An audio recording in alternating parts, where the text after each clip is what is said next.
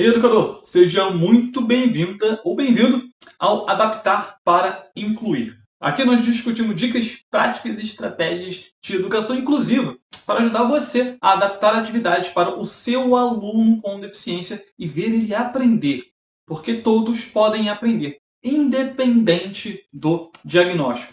E o meu nome é Leandro Rodrigues e eu sou especialista em adaptação de atividades para alunos com deficiência ou transtorno de aprendizagem, né? E fundador do Instituto ITARD.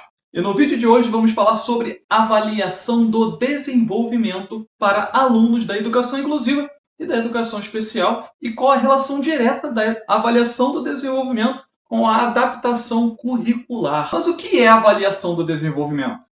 Primeiro, ele é um processo contínuo de acompanhamento da criança. E segundo, ela deve ser sistematizada por meio de testes ou escalas. Em outras palavras, é quando verificamos se o aluno atingiu ou não todos os marcos do desenvolvimento esperados para a sua atual idade. Mas o que são, esses marcos do desenvolvimento? Bom, os marcos do desenvolvimento são os momentos em que a criança adquire novas habilidades, que geralmente se enquadram em categorias como capacidades cognitivas, motoras, sociais, emocionais, ou de linguagem e de comunicação. Então, a avaliação do desenvolvimento nada mais é do que um processo contínuo de acompanhamento do desenvolvimento, sistematizado por meio de testes ou escalas. E nesse vídeo eu vou te falar sobre como fazer uma avaliação do desenvolvimento dos seus alunos da educação inclusiva e do atendimento educacional especializado. E até o fim do vídeo eu vou te apresentar 5 opções de escalas para realizar a avaliação do desenvolvimento de alunos com deficiência na sua escola inclusiva. Então fica até o final do vídeo e se você gostou desse tema, já deixa o seu like aqui e se inscreve no nosso canal. A avaliação do desenvolvimento é como uma avaliação diagnóstica, tá? Só que, porém, ela é voltada para aspectos desenvolvimentais. O que é isso? A avaliação educacional diagnóstica ela é uma ferramenta que ajuda o educador a entender o que o aluno já aprendeu sobre um determinado assunto. Por exemplo, uma avaliação diagnóstica de matemática irá elucidar o que o aluno aprendeu sobre matemática, ficando mais fácil do educador entender as necessidades específicas do aluno para aquela disciplina, para a matemática. Porém, uma avaliação do desenvolvimento ela pode ser uma avaliação diagnóstica, só que voltada para aspectos desenvolvimentais, que vamos chamar de avaliação diagnóstica pré-acadêmica, porque avaliaremos aspectos do desenvolvimento que antecedem o conteúdo acadêmico. É importante também entender que a avaliação do desenvolvimento ela não possui a finalidade de fechar um diagnóstico. Por mais que a pessoa apresente atraso no desenvolvimento, esse critério isolado não é determinante para um diagnóstico. Só quem faz diagnóstico é o profissional da saúde, psicólogos, médicos, psiquiatras, neurologistas, pediatras, enfim. Outra coisa, a avaliação do desenvolvimento ela não é uma avaliação neuropsicológica. Embora a avaliação neuropsicológica avalie alguns aspectos gerais do desenvolvimento, essa avaliação é muito técnica e específica, pois inclui testes neurológicos e psicológicos específicos, anamnese médica, a partir de entrevistas com pacientes, seus familiares, escola, e observação clínica também. Por isso, o profissional que realiza a avaliação neuropsicológica deve ser um psicólogo especialista em neuropsicologia. Já a avaliação do desenvolvimento ela pode ser aplicada por profissionais da educação, sem necessidade de uma especialização específica. Então, se você é da área de educação, entender em que momento do desenvolvimento o seu aluno está é extremamente importante, porque esse desenvolvimento ele tem relação direta com o aprendizado do objetivo educacional que você quer ensinar. Principalmente se o seu aluno ele tem algum diagnóstico ou deficiência ou transtorno do aprendizado, tá? Isso porque alunos com deficiência que possuem dificuldade de aprendizado, geralmente eles têm atraso no desenvolvimento associado. O atraso no desenvolvimento ocorre quando o aluno não atingiu ainda todos os marcos do desenvolvimento cognitivo, motor, social, emocional, da área de linguagem, de comunicação, na idade esperada. Isso quer dizer que o seu aluno ele pode ter 10 anos de idade mas isso não significa que ele aprendeu todos os marcos esperados por uma pessoa de 5 anos de idade, por exemplo. Não é a idade que irá definir o que o aluno aprendeu ou não. É a avaliação do desenvolvimento.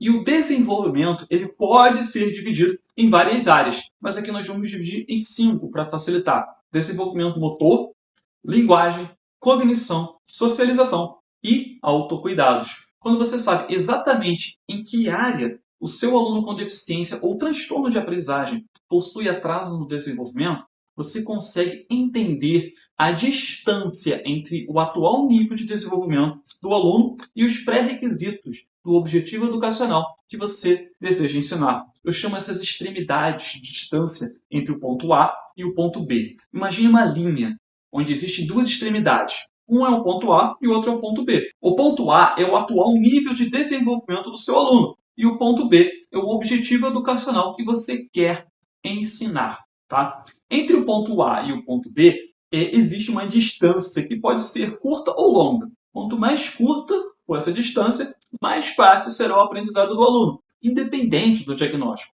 Porém, quanto maior for essa distância, mais difícil vai ser esse aprendizado. É importante a gente destacar que todos podem aprender, independente do diagnóstico. Porém, muitos alunos não aprendem justamente porque professores definiram um ponto A e um ponto B inadequado para os seus alunos. Exemplo de ponto A e ponto B adequados. Ponto A, realiza operações de adição com quantidade de até 2 dígitos. Um exemplo. Ponto B, realizar operações de subtração com quantidades de até 1 dígito. Repare que a distância entre esses dois pontos ela é curta e perfeitamente alcançável, já que o aluno dominou os pré-requisitos para aprender a operação de subtração. Agora um exemplo de ponto A e ponto B inadequados. Ponto A, o aluno entende o conceito de quantidades até o número 5. Ponto B, realizar operações de subtração com quantidades de até 1 dígito. Aqui a distância entre esses pontos ela é maior, porque ainda existem muitos pontos implícitos. O aluno precisa aprender quantidades maiores, precisa aprender adição, etc. Isso só para começar a trabalhar com subtração. Né? Existe muita coisa aí no meio do caminho. Esse aqui é só um exemplo, tá? Para ilustrar o conceito para você. Acontece que nem sempre o objetivo que queremos ensinar, ou seja, o ponto B, está adequado para o aluno. Tudo vai depender do ponto A desse aluno, que deve ser determinado através de uma avaliação do desenvolvimento. Quando você realiza uma avaliação do desenvolvimento nas áreas de desenvolvimento cognitivo, motor, social, emocional, de linguagem e autocuidados, você tem a garantia de definir um ponto A que faz sentido para o seu aluno. Então, pode verificar se o ponto B está ou não de acordo com as necessidades atuais do seu aluno. Ensinar exatamente o que o seu aluno precisa aprender agora é o conceito-chave por trás de um currículo adaptado. O currículo adaptado nada mais é do que um ponto A e B bem definidos, adequados para as necessidades específicas de aprendizado do seu aluno. A professora Geniane aplicou uma avaliação do desenvolvimento em seu aluno com deficiência e percebeu que ele precisava alcançar vários objetivos antes de trabalhar outros. Então, ela elaborou atividades adaptadas específicas para atingir esses objetivos e o seu aluno teve saltos enormes no desenvolvimento e no aprendizado. Dá só uma olhada. Tanto da minha parte, eu me esforçava para fazer o melhor, mas a família também. A família foi muito parceira, assim, e até hoje eu falo assim com a mãe dele e falo, e digo, que se ela não tivesse sido tão parceira, tão presente como ela foi, nós não tínhamos conseguido atingir os objetivos. Então, ela sempre me agradece, agradecia, assim, durante as aulas, e eu dizia, nós estamos de parabéns. Porque se você não tivesse aí fazendo tudo conforme eu estava te orientando, a gente não ia atingir os objetivos. Então, realmente foi um conjunto, assim, a escola, eu e a família, no caso, unidos, e todos nós, os três, estavam unidos para chegar no mesmo objetivo, e a gente conseguiu. Poxa, conseguiu. Que incrível. Igual as necessidades diárias dele, as atividades diárias, eu comentava com ela, o que você acha que é mais importante ele aprender a fazer, Aí ela comentou, lavar a mão sozinho, trocar uma roupa. Então, tudo isso a gente foi praticando também, que né? Incrível. Uhum. Tudo isso a gente foi praticando e ele consegue calçar uma meia sozinho, ele consegue calçar um calçado, ele consegue trocar de roupa. E, assim, tudo isso foi ao longo do tempo, né? Mas, assim, sempre em prazos curtos, igual eu fiz no registro, né? Sempre com atividade nova, mas a gente conseguiu. A gente conseguiu, assim, bastante coisa. Nossa, muita coisa. Mas aí você pode me perguntar assim, mas Leandro, eu sou professor de matemática, eu sou professor de história, eu sou professor de geografia. Por que eu preciso avaliar o desenvolvimento de autocuidados? Por que eu preciso avaliar o desenvolvimento da linguagem? O que tem? Qual é a relação? Né? Qual é a relação entre o desenvolvimento de autocuidados com o desenvolvimento, o aprendizado de matemática? Olha, 2 palavras para você, tá? Desenvolvimento global. O que é isso, né? O desenvolvimento global ele é um conjunto de habilidades responsável pela autonomia de um indivíduo. É importante que nós, seres humanos, né, temos alcançado, desenvolvido todas essas nossas capacidades de funcionamento, nossas habilidades. Quando algo não vai bem nessas funções, nós dizemos que temos um atraso no desenvolvimento global. Tá? Em outras palavras, o desenvolvimento ele não é isolado, ele é global. O atraso de uma área de desenvolvimento ele prejudica a outra. Para ilustrar, olha, imagina um aluno que não atingiu os marcos na área de linguagem e socialização.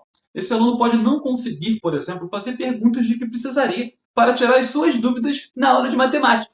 Além disso, a dificuldade em manter conversas pode privar esse aluno de inúmeros momentos do seu cotidiano de aprendizado. Por exemplo, em brincadeiras, em cantigas, e com os amigos, em jogos, e momentos que ajudariam o aluno a desenvolver esse conhecimento que seria importante na hora da aula de matemática. Mas, Leandro, se o meu aluno ele possui atraso no desenvolvimento na área de autocuidados, olha só, autocuidados, qual é a relação que autocuidados tem com o conteúdo do currículo escolar? Bom, vamos falar o que é autocuidados, né? Autocuidados é a prática de atividades que indivíduos iniciam e realizam em seu próprio favor para manter a vida, a saúde, o bem-estar. E quando um aluno cuida de si próprio, ou seja, alimenta-se sozinho, consegue usar o banheiro com independência, entre outras atividades. É quando isso acontece, né? Mas qual é a relação disso com a educação? Vamos lá. Acontece que a área de autocuidados ela tem total relação com a autoestima e essa, por sua vez, com a capacidade de realização e a independência. O poder de um indivíduo em engajar-se em operações essenciais de autocuidados reflete diretamente na sua autoestima e independência. Em outras palavras, um aluno que não aprendeu a fazer a sua higiene bucal sozinho, escovar os dentes, dificilmente realizará uma atividade escolar com autonomia. Não importa qual disciplina você selecione, você sempre vai querer que o seu aluno tenha poder de realização e tenha independência. Isso é importante para a gente poder ensinar.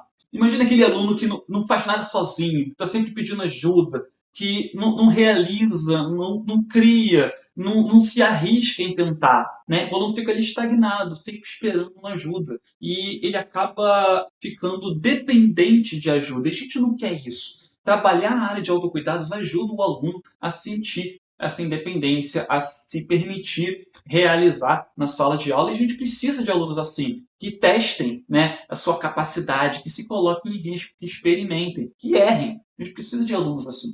Por isso, entender as lacunas do desenvolvimento de autocuidados do seu aluno, através de uma avaliação do desenvolvimento, é relevante para efetivar a educação inclusiva de qualidade. Importante ressaltar que, dependendo das necessidades específicas de cada pessoa, algumas tarefas de autocuidado podem ser adaptadas ou necessitar de um tipo de ajuda específica. Tá? Por exemplo, uma pessoa com dificuldade motora nas mãos, ela pode não conseguir amarrar o cadastro do sapato, do calçado, né, por uma questão física, né? Não é uma questão de aprendizado, é uma questão física. Nesses casos, meios alternativos devem ser utilizados, tecnologias assistivas. No caso do calçado, você pode trocar de calçado, por exemplo. Né? A gente não pode esperar que um aluno que tenha uma dificuldade de movimento nos dedos faça um nó perfeito. Por exemplo, né? Isso pode exigir algo que não esteja ao alcance do aluno agora. Tá? Não faz sentido isso. A gente tem que ter esse bom senso, tá bom? Outra coisa que acontece muito é exigir de um aluno escrever com letra cursiva, por exemplo. Às vezes o aluno não tem a habilidade motora específica para escrever com letra cursiva, ou isso é muito custoso, custa um alto nível de energia para o aluno, cansa ele, chega até a doer escrever com letra cursiva, quando isso poderia ser facilmente substituído por algum outro recurso, digitação, por exemplo, num dispositivo, no teclado, no computador, num tablet. Mas aí tem outros casos também que me perguntam assim: olha, Leandro, o meu aluno ele já é um adolescente, tem 15 anos de idade. Faz sentido avaliar os marcos do desenvolvimento esperados lá para a infância? Olha, a resposta é sim, porque todo marco do desenvolvimento não alcançado abre uma lacuna que prejudica o aprendizado hoje, atual. Por exemplo, um aluno com 15 anos que ainda não desenvolveu habilidades de socialização para manter uma conversa por 2 minutos, geralmente, tá, apresentará dificuldade na alfabetização ou na produção de textos. Por quê? Porque a capacidade de dialogar ela é fundamental para a construção de narrativas. Logo, faz sentido sim fazer uma avaliação do desenvolvimento para alunos mais velhos, até mesmo adultos, porque não podemos olhar apenas a idade do indivíduo e assumir que ele já aprendeu tudo o que tinha para aprender, principalmente se esse aluno tem dificuldade de aprendizado, tá? Mas não tente fazer uma avaliação do desenvolvimento sem uma forma sistemática de trabalho, através de testes, protocolos e escalas. Não dá para avaliar o desenvolvimento de um aluno só com base na idade e na nossa observação. É o mesmo que dizer, ele tem 2 anos, eu acho que ele já devia estar falando, né, algumas palavrinhas, né? Já viu a pessoa falando assim? Ou então, ele já tem 10 anos, eu acho que ele já deveria estar alfabetizado, já deveria estar escrevendo. A avaliação do desenvolvimento ela é bem mais complexa do que uma simples observação em relação à idade de um aluno, né? E o que se espera dessa idade. Também não podemos simplesmente comparar o aluno com outras crianças próximas. Isso porque crianças podem apresentar desenvolvimento acima da média em algumas áreas e, ao mesmo tempo, apresentar desenvolvimento abaixo da média em outras áreas. Olha, não é produtivo ficar comparando os alunos assim. Não é produtivo comparar um aluno com atraso no desenvolvimento da linguagem com um aluno, com outro aluno com um desenvolvimento da linguagem além do esperado para a idade dele. Percebe que vai ter um conflito aqui? Por isso, a comparação ela deve ser desencorajada, já que você terá acesso a pequenas amostras e irá comparar um aluno com 2, 3 máximo. É por isso a necessidade de um instrumento de avaliação do desenvolvimento. Esses instrumentos eles são baseados em estudos que analisaram o desenvolvimento de milhares de pessoas e não só de uma pequena amostra isolada. Quando você usa um instrumento de avaliação do desenvolvimento, você compara o seu aluno com a média do desenvolvimento esperado de milhares de outras pessoas. Isso torna a avaliação mais assertiva, mais fiel. Para fazer a avaliação do desenvolvimento do jeito certo, precisamos de um processo contínuo de acompanhamento da criança e sistematização por meio de testes, escalas e protocolos. Dessa forma, nós garantimos que todos os alunos serão avaliados da mesma forma e comparados com a média esperada de desenvolvimento para aquela idade. Mas eu vou ser sincero, tá? Realizar essa avaliação de forma sistematizada não é tão simples de executar. É importante, só que não é fácil. Você vai precisar de tempo com o aluno para realizar uma avaliação do desenvolvimento da maneira adequada.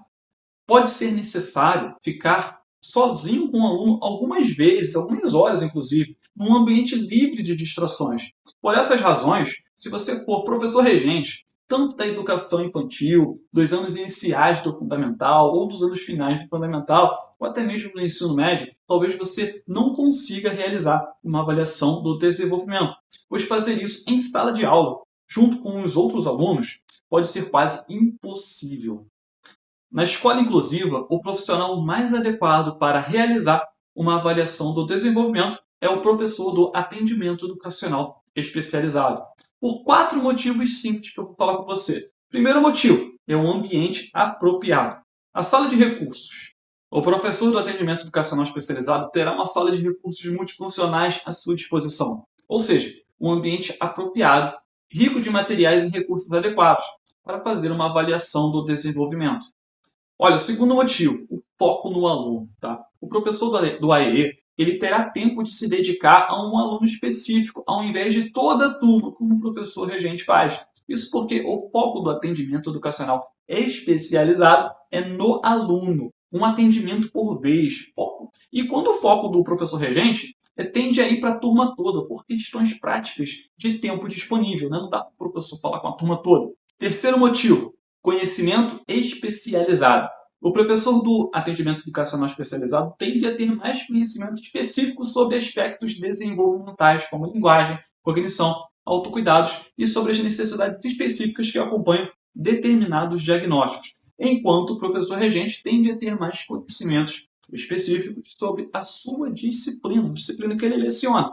Olha, quarto motivo, a proximidade com a família. Dependendo do resultado da avaliação do desenvolvimento, olha, pode ser necessário que o aluno ele trabalhe alguns objetivos específicos em casa, junto com a família. Por exemplo, escovar os dentes, tomar banho, trocar de roupa.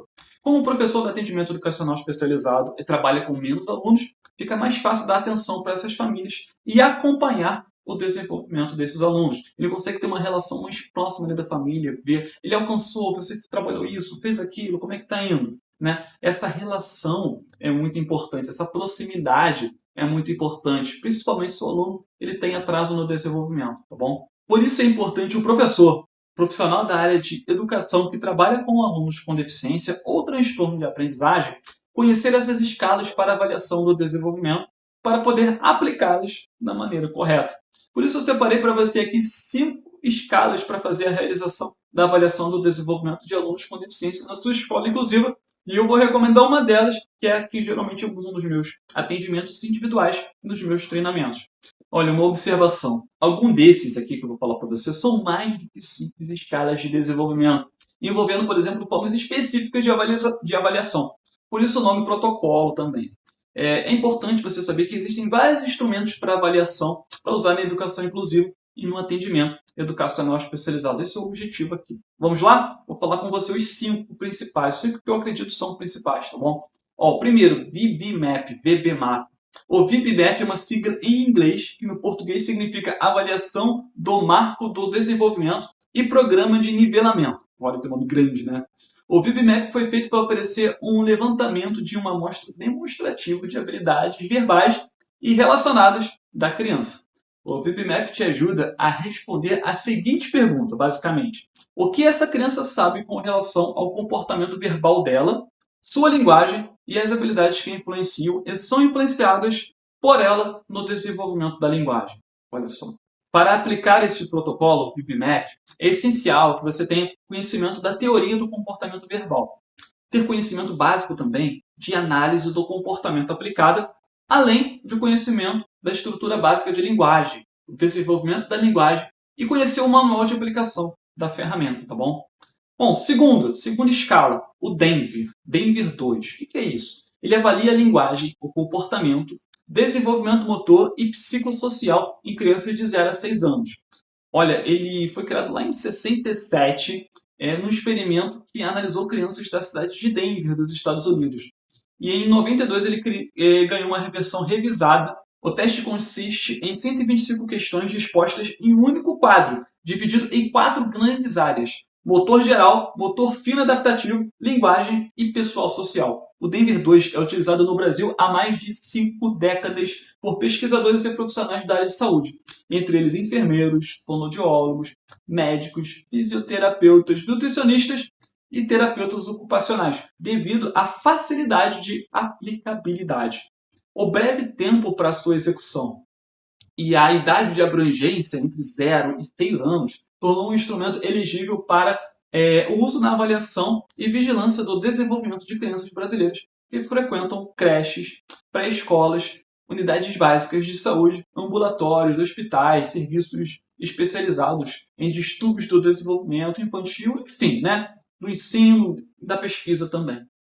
Olha, terceira escala, o ABLS, A-B-L-L-S, em inglês significa Avaliação de Linguagem Básica e Habilidades de Aprendizagem. Olha, além de ser um instrumento de revisão, ele serve como guia curricular para elencar habilidades básicas de comunicação e de aprendizagem. No total, são 544 habilidades que se dividem entre 25 áreas, como interação social, autoajuda e habilidades motores, por exemplo. Todas elas são esperadas para crianças em idade pré-escolar, com desenvolvimento típico, tá bom? Quarta escala, escala Bailey, de desenvolvimento motor infantil. Olha, criada pela psicóloga Nancy Bailey, a escala tem como objetivo avaliar o desenvolvimento neuropsicomotor de crianças entre 3 e 25 meses de idade.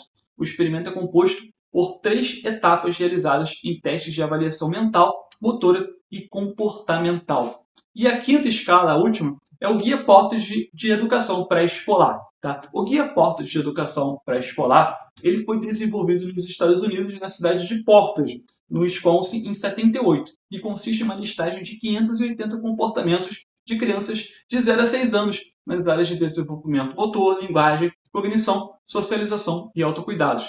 E também tem uma área específica para bebês de 0 a 4 meses, denominada estimulação infantil ou estimulação precoce. Olha, o Portage era usado até então apenas para o ensino dessas habilidades. E em 83, aqui no Brasil, a tese de doutorado da professora Lúcia Cavalcante de Albuquerque Williams, junto com a professora Aiello, atualmente professora do Departamento de Psicologia da UFSCar, realizou um estudo experimental para demonstrar que mães de crianças com deficiência poderiam ser orientadas em treino domiciliar de forma a acelerar o desenvolvimento dos seus filhos. Tá? Uma prova de que pessoas comuns, ou seja, pessoas sem formação específicas numa área, podem fazer coisas incríveis com a orientação correta. Posteriormente, esse estudo se tornou um livro que é o manual do inventário Portage operacionalizado. Está até aqui comigo, cuja compra e leitura eu recomendo, tá bom? O Portage ele é muito utilizado em todo o mundo, inclusive por algumas secretarias de educação aqui no Brasil, mas não todas, infelizmente. Infelizmente, os cursos de licenciatura e pedagogia, ele não está no currículo desses cursos, pelo menos não da maioria. A escala Portage ela pode ser usada na criança cujo desenvolvimento é normal até a faixa de 6 anos, podendo também ser utilizado em berçários, creches, programas de pré-escola e com crianças mais velhas onde há suspeita de atraso no desenvolvimento. Olha, eu uso o inventário Portage nos meus atendimentos individuais e eu ensino a usar o Portage também nos meus treinamentos, porque ele te ajuda a encontrar o ponto A e o ponto B do seu aluno com deficiência e assim você pode construir com segurança um currículo adaptado que realmente faça sentido para o seu aluno. Eu deixei aqui embaixo um link para você adquirir o livro do inventário Portage operacionalizado, aqui na descrição do vídeo, tá bom? Olha, mas antes de você sair por aí comprando um livro, me deixa fazer uma observação para você, tá? Tão importante quanto fazer uma boa avaliação do desenvolvimento é você construir um bom plano de intervenção e conhecer as estratégias adequadas para adaptar atividades, que eu chamo de técnicas para adaptar atividades, para cada necessidade específica. Só assim você consegue adaptar atividades e ver o seu aluno aprender, independente do diagnóstico, porque sim, todos podem aprender. Olha, para finalizar esse vídeo, eu vou ler aqui 2 citações que eu acredito que se encaixam perfeitamente com o tema da avaliação do desenvolvimento na educação inclusiva. Vamos lá? O professor tem que desligar-se da nota ou conceito e preocupar-se, em primeiro lugar, em identificar o que cada aluno já venceu e o que falta alcançar, e principalmente por que ele não alcançou determinado objetivo.